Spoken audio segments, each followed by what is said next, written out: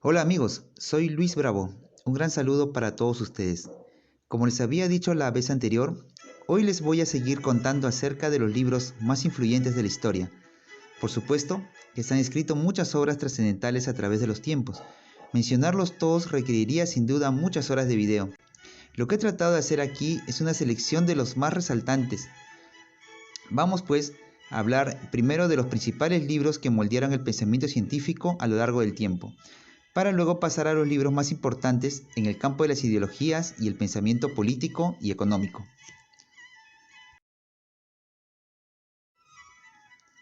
Comencemos por el Almagesto, o también conocido como Sintaxis del Tratado de Matemáticas. Esta obra fue redactada por el astrónomo Alejandro Claudio Ptolomeo en la ciudad africana de Alejandría, a mediados del siglo II de nuestra era.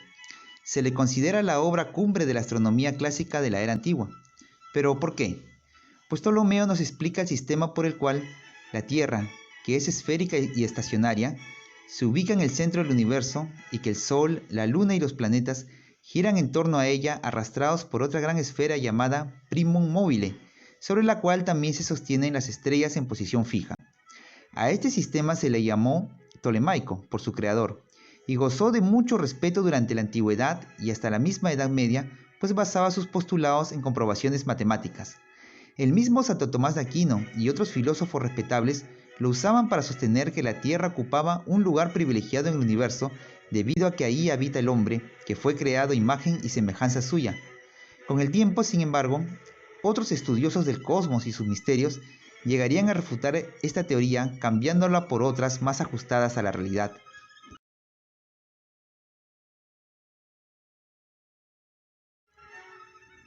Y no fue hasta mucho después que el astrónomo polaco Nicolás Copérnico, quien vivió de 1473 a 1543, en su obra de Revolutionibus Orbium Celestium, las revoluciones de las esferas celestes, sostuvo que el Sol y no la Tierra eran el centro del universo y que la Tierra se movía en el cielo como solo un planeta más.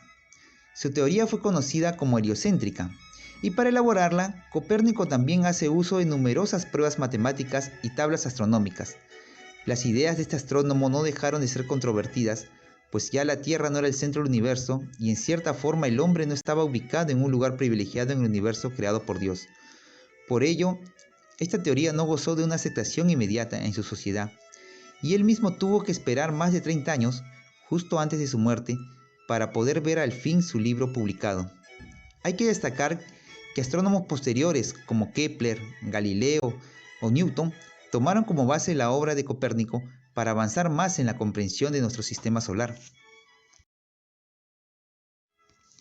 Y hablando del inglés Sir Isaac Newton, nos toca ahora mencionar su obra maestra, llamada Philosophiae Naturalis Principia Mathematica, Principios Matemáticos de la Filosofía Natural.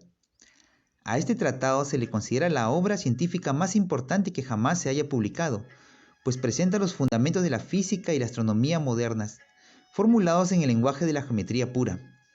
Esta obra es tan extensa y completa que abarca los fundamentos de la hidrostática, la hidrodinámica, la acústica y crea un método sistemático para el estudio de la naturaleza por medio de las matemáticas. La obra completa consta de 3 escritos en latín, el idioma culto por excelencia de su época. En el primero, llamado Axiomas y Leyes del Movimiento, postula 3 leyes, luego conocidas como primera, segunda y tercera ley de Newton. El segundo libro se centra en el movimiento de los objetos en el vacío y en el tercero, llamado El Sistema del Mundo, trata sobre la derivación de las leyes de la gravedad y otros estudios sobre las leyes que rigen el universo. Creo que no es exagerado decir que Newton es el padre de la física.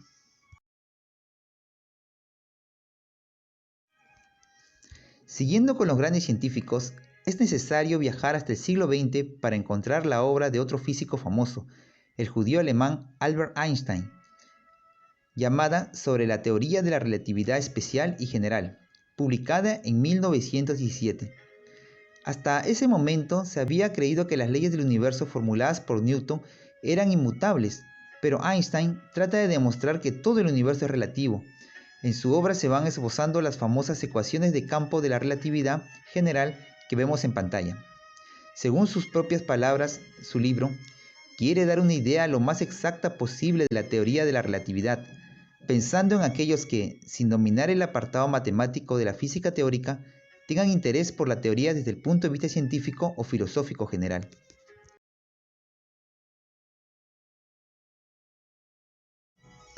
Unos años antes que Einstein publicara su obra, allá por el otoño de 1899, el austríaco Sigmund Freud, el padre del psicoanálisis, publica su obra más representativa, La interpretación de los sueños, cuyo título en alemán es Die Traumdeutung. Ella es considerada como la más importante contribución a la psicología, según resume el mismo Freud sobre el contenido de su libro.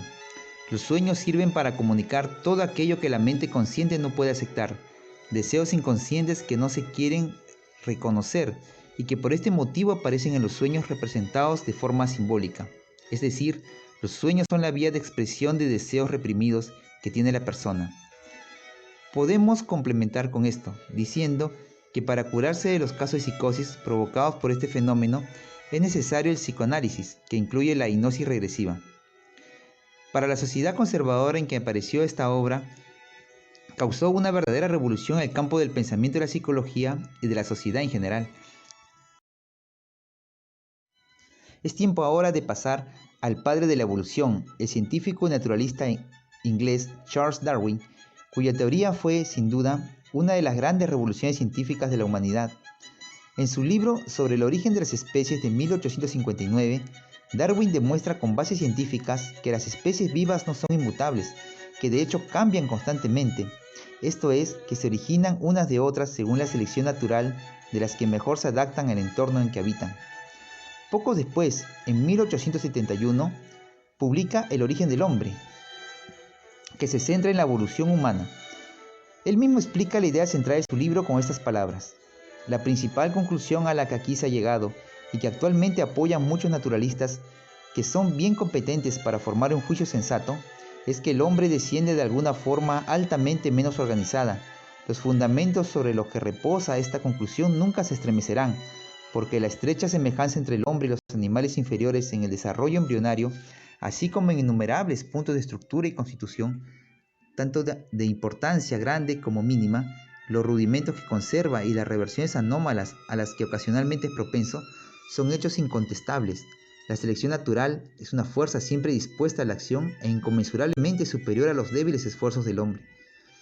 Estas ideas obviamente causaron un gran revuelo en la Inglaterra conservadora de su tiempo y suscitó la animadversión, sobre todo, de la Iglesia anglicana y otros sectores conservadores de la sociedad, que no estaban dispuestos a cuestionar una interpretación literal de la Biblia. Sin embargo, su obra goza hasta nuestros días de gran prestigio en la comunidad científica, y su teoría se va demostrando con los avances en otro campo de la ciencia, el genético.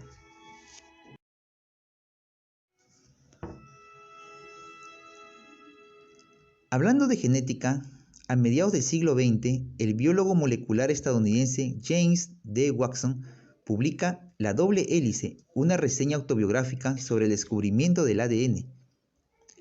The Double Helix, a Personal Account of the Discovery of the Structure of DNA, en inglés, el cual es un recuento personal de los eventos acontecidos en torno al descubrimiento de la estructura de la molécula del ADN en la década de 1950, donde se le describe como dos cadenas complementarias de una sustancia química simple denominada base, enroscadas una sobre otra en una doble hélice.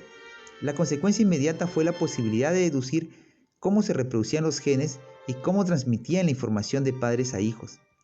Por este descubrimiento, el mismo Watson, junto con Crick y Wilkins, compartieron el Premio Nobel de Fisiología y Medicina en 1962. Este libro fue tan trascendental para el mundo científico que en 1998 la editorial Modern Library lo colocó en el número 7 en su lista de los 100 mejores libros de no ficción del siglo XX, y en 2012 la Biblioteca del Congreso de Estados Unidos lo nombró como uno de los 88 libros que dieron forma a los Estados Unidos.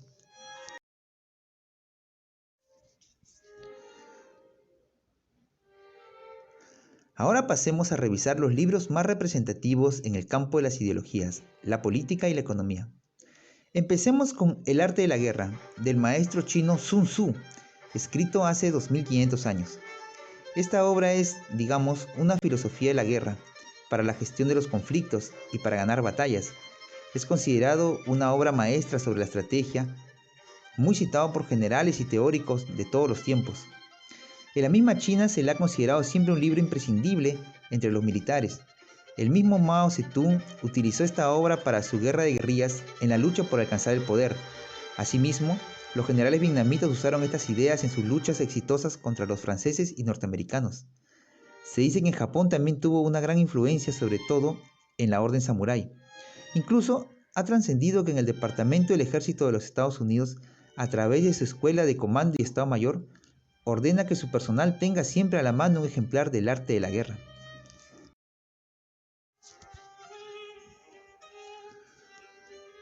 Viajemos ahora hasta la Francia de la Ilustración, donde salió a la luz la enciclopedia, cuyo nombre original es la Encyclopédie ou Dictionnaire raisonné des sciences, des arts et des métiers, editada en 1751 y 1772. Esta obra, que es a la vez cultural y científica, es la más representativa de toda la Ilustración. Consta de 35 volúmenes y pretende abarcar todo el conocimiento humano.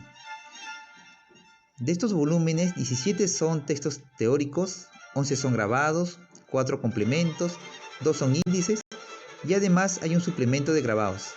Para elaborarla participaron hasta 150 colaboradores, donde destacan nada menos que sabios como Voltaire, Diderot, D'Alembert, Montesquieu, Rousseau, Helvétius, Condillac, d'Holbach, Daubenton, Marmontel, Dumaset, Quesnay, Turgot, el caballero de Coquot, entre otros. Su fin era que el hombre pudiera ser feliz a través de la ciencia. Esta obra pude colocarla en el listado anterior de libros científicos, pero por su gran influencia en las ideas de libertad, igualdad y fraternidad, que fueron un aliciente para la Revolución Francesa, la independencia de Estados Unidos y hasta de la Revolución Industrial, decidí mantenerlo en este grupo. ¿Ustedes qué opinan?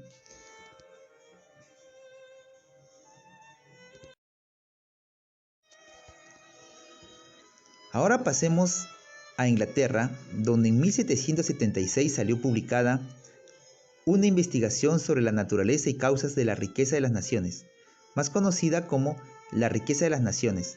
El autor es el economista y filósofo escocés Adam Smith, quien por esta obra se le conoce como el padre de la economía. En esta extensa obra se postulan teorías económicas sobre la división del trabajo, el mercado, la moneda, la naturaleza de la riqueza, el precio de las mercancías en el trabajo, los salarios, los beneficios y la acumulación de capital. Asimismo, nos habla del porqué del mayor desarrollo económico de ciertas naciones, como Inglaterra, los Países Bajos. Profundizando más en su obra, Smith nos dice, según sus propias palabras, que el sistema de libertad natural es el resultado del libre ejercicio del interés individual que beneficia exitosamente al bien común en la solución de problemas y satisfacción de necesidades por medio de la libre empresa, de la libre competencia y del libre comercio. Por todo ello, La riqueza de las naciones es considerado uno de los libros más decisivos de la historia.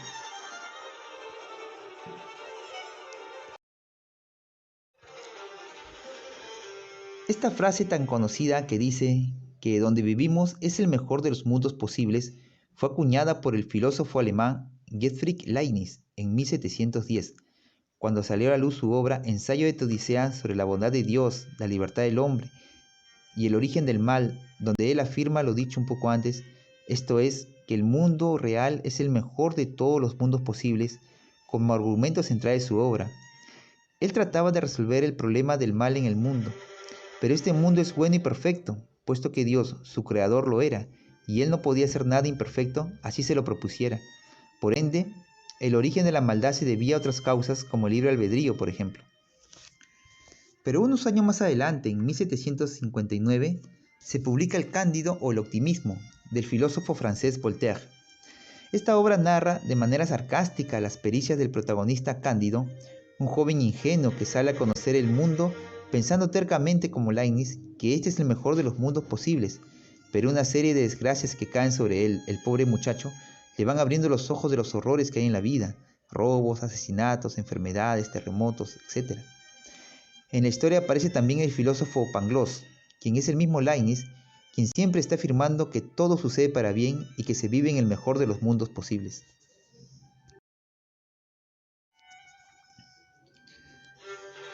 En 1762 aparece publicada otra obra maestra, El contrato social o los principios del derecho político, de otro francés, para variar, Jean-Jacques Rousseau. Este tratado versa sobre la igualdad y la libertad de todos los ciudadanos dentro de un Estado formado por medio de un contrato social entre los que lo componen con el fin de ser felices, pero muchas veces esto no se cumple. Para Rousseau el hombre es bueno por naturaleza y es la sociedad la que lo termina corrompiendo. Antes que él apareció en Italia El Príncipe, el cual es un tratado político del siglo XVI escrito por Nicolás de Maquiavelo. Su tema central es cómo un gobernante debe hacer para asegurarse el poder absoluto y prevalecer. Los medios no importan, porque el fin supremo, que es el bienestar del pueblo teniendo al mejor gobernante, lo justifica. Para él, el hombre era malo por naturaleza, por lo que alcanzar sus metas por medios vedados no le era tan difícil.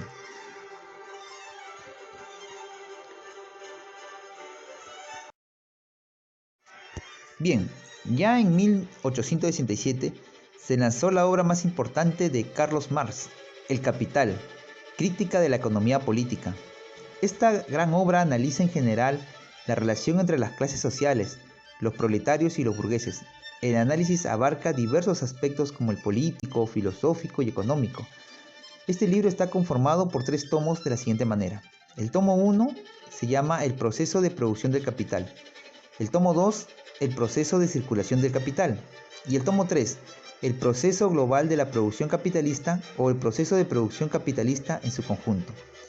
En resumen, es una descripción detallada del capitalismo de su época, donde el proletario vende su trabajo a un capitalista, pero el sistema está diseñado de tal manera que el capitalista se enriquece, mientras que el proletario se mantiene en una misma posición económica. Esta obra es considerada de mucho valor aún en nuestros tiempos e inspiró el nacimiento de varias ideologías. El mismo Carlos Marx, en asociación con Federico Engels, publicaron entre 1847 y 1848 en la ciudad de Londres el Manifiesto del Partido Comunista, considerado uno de los tratados políticos más influyentes de toda la historia. El manifiesto reúne los pensamientos de estos 2 autores con respecto al socialismo y al marxismo. Ellos abordan de manera científica sus ideas más importantes, como son la lucha de clases, la dictadura del proletariado, y denuncian los abusos que se cometían con los trabajadores en la era industrial, que es donde se contextualiza esta obra. Los comunistas ven aquí las bases políticas, económicas y sociológicas en que basan su ideología.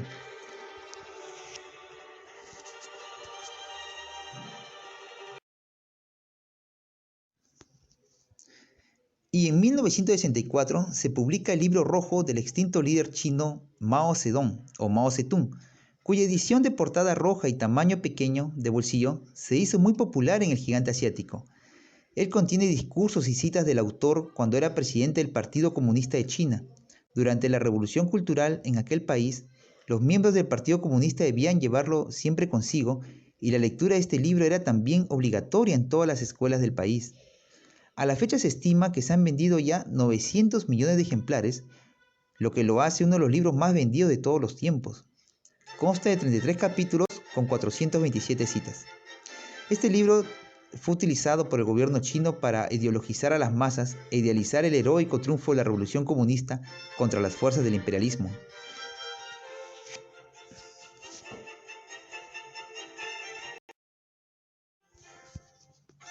Otro líder político, esta vez el austríaco Adolfo Hitler, escribió Mi lucha, que fue impreso en 1925, 8 años antes de llegar al poder en Alemania y convertirse en el conocido Führer.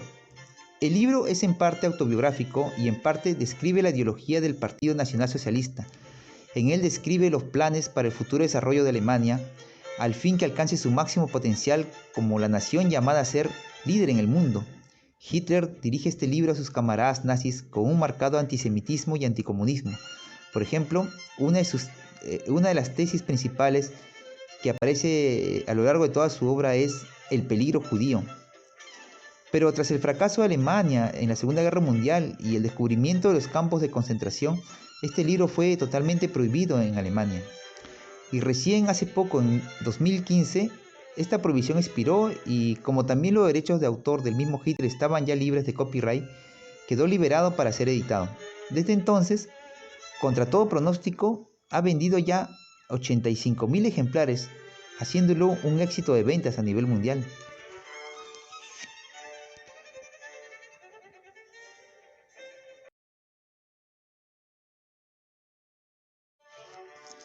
Finalmente, mencionaremos la novela política 1984 o 1984 por su título original, escrita por George Orwell, que fue publicada en 1949.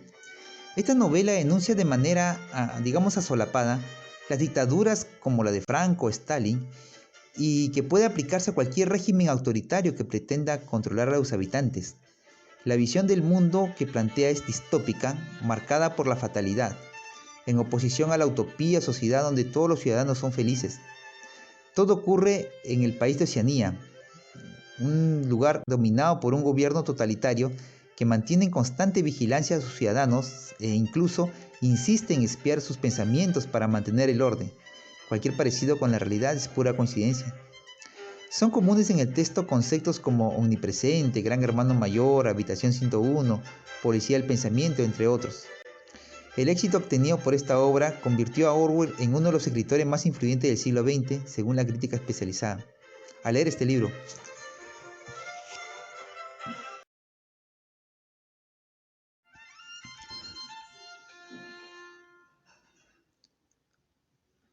y bien amigos, así hemos llegado al final de este resumen. Espero les haya servido. Pueden suscribirse y dar clic a la campanita para recibir más videos similares. Y no olviden esta frase de Somerset: adquirir el hábito de la lectura es construirse un refugio contra casi todas las miserias de la vida. Hasta la próxima.